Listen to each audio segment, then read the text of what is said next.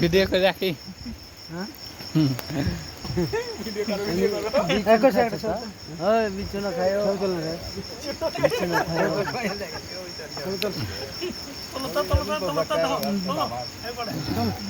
এখন রাত 2টো বাজছে। আমরা সবাই জগন্নাথের মহাপ্রসাদ সব থেকে প্রিয় কাঁঠাল প্রসাদ পাচ্ছি।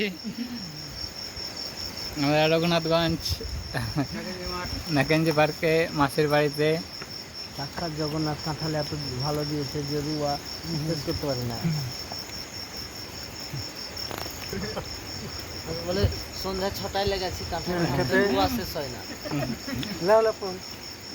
বলে একটা কাঁঠালে 25 জন কিনতে হবে। আমরা 6টা করে খাওয়া খাবো না। 3টা বলে 6টা